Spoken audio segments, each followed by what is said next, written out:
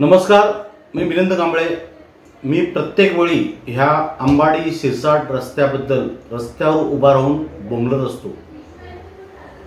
इथे हायवा एवढ्या प्रमाणात जातात आणि एवढ्या सुसाट वेगाने जातात।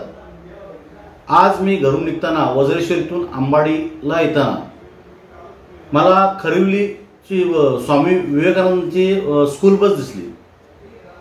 ती अक्षरशः एक साईडला खड्डा, त्या हायवावाल्याने त्याच्या अंगावर गाडी दाबली आणि ती बस दुसऱ्या खड्ड्यात गेली। मुलं होती, लहान मुलं होती शाळेची। देवाची कृपा, कोणाची कृपा, ती बस नशीब पलटी झाली नाही, कारण एक 10 ते 15 इंच अंतर होतं फक्त शेतात जायला। गाडी पलटी झाली असती। त्या बस चालकाची काय चुकी नाही, त्यांनी त्याचा प्रयत्न बरोबर केला। जर गाडी ठोकली असती तरी अपघात झाला असता, परंतु एवढ्या प्रचंड वेगाने हे हायवा चालतात। ह्या रस्त्याची जबाबदारी PWची आहे। मी त्याविषयी पण व्हिडिओ बनवला होता, मी त्याविषयी बातमी दिली होती। त्या रस्त्यावर किती झाडं आहेत, अनेक अपघात होतात। अनेक अपघातांचा फोन मला येत असतो, कारण मी 108 ॲम्ब्युलन्सचा जिल्हा व्यवस्थापक आहे। एक विचार करा, आज ती स्कूल बस चिवडावणी पाटील, तुम्हाला माहित असतील, वज्रेश्वरी सोडल्यानंतर एक अर्ध्या किलोमीटरवरती चिवडावणी पाटला घर, त्या समोर हा अपघात झाला। नशीब ती बस पलटी झाली नाही। त्या ड्रायव्हरचे धन्यवाद, ड्रायव्हरची सतर्कता त्यांनी दाखवली। पण दुसऱ्या बाजूला खड्डा असल्यामुळे त्या बसचं चाक त्यात गेलं आतमध्ये। मी तुम्हाला फोटो दाखवतोच। म्हणजे एखाद्याची जीवितहानी झाली तर ही जबाबदारी कोणाची? आमदार, खासदार, इथले स्थानिक नेते करतात काय, याच्यावर कोणच बोलायला तयार नाही। मी बोलून तरी काय थोडाफार उपयोग होईल का यांचा? प्रत्येक वेळी मी रस्त्यावर उभा राहून उठून बोलतो, प्रत्येक वेळी बोलतो कोणत्याही प्रश्नावरती।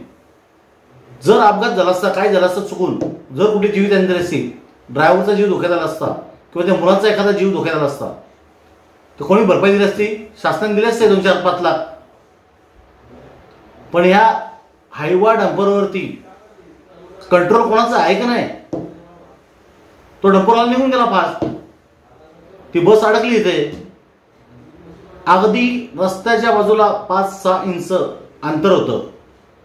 जर त्या ड्रायव्हरने सतर्कता दाखवली असती, एक तर गाडी त्या हायवा डंपरला ठोकली असती, एक तर गाडी पलटेली असती।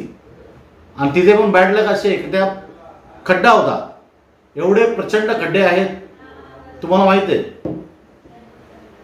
अर्धा ते पाऊण तास अंबाडीवरून वज्रेश्वरी यायला लागतो। म्हणजे हे बांधकामचे अधिकारी, बांधकामचे मंत्री, बांधकाम मंत्री करतात काय? म्हणजे मेल्यावरती त्यांना तुम्ही शासन तुम्हाला हे देणार, पैसे देणार, पण त्याचा जीव परत देणार नाहीत का तुम्ही? अरे कोणतरी बोलायला याच्यावरती, एकही माणूस बोलायला तयार नाही। आणि मी काय चुकीचं बोलतोय? मी येता येता मला रस्त्यात दिसलं, मला असे कुठले अपघात झाले, मला 10 फोन येत असतात, दादा इथे असं झालंय, बघ काय झालं ते। मी तात्काळ तिथे जाऊन बघत असतो। मी बातमी का देत असतो की अधिकारी जागृत व्हावे। ही बातमी देणं म्हणजे काय, मी हे करत नसतो, कोणाला टार्गेट करत नसतो, कुठल्या अधिकाऱ्याला ओळखत नाही मी। पण अधिकाऱ्यांनी जागृत होऊन ते रस्त्याचं काम करावं। अरे खड्डे तर भरा जरा। त्याविषयी वज्रेश्वरी गावामध्ये त्यांनी भर पावसामध्ये ते खडी रेती टाकली, मी ते काम बंद केलं। म्हणजे 100 मीटरचा रस्ता आणि 1 लाख रुपये कॉन्ट्रॅक्टरने घेतले, ते बिल पण काढले असतील।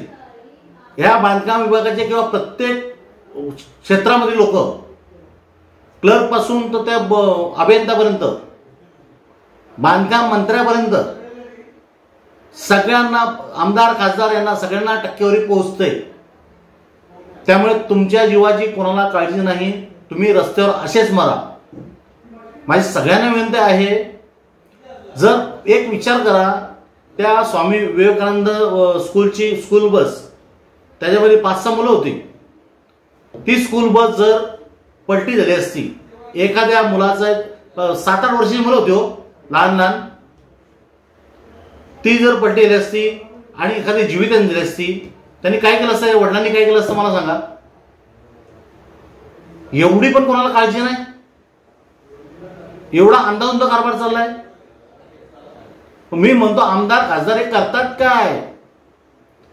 आमच्या विभागातले आमदार खासदार करतात काय? तुम्ही टक्केवारी घेता, हे सगळ्यांना माहिती आहे. सगळे टक्केवारी घेतात. याच्यामध्ये काहीतरी सुधारणा करा, नाहीतर मला सगळ्यांना गावकऱ्यांना सोबत घेऊन रस्त्यावर बसावं लागेल. त्याशिवाय पर्याय नाही. थँक्यू, धन्यवाद.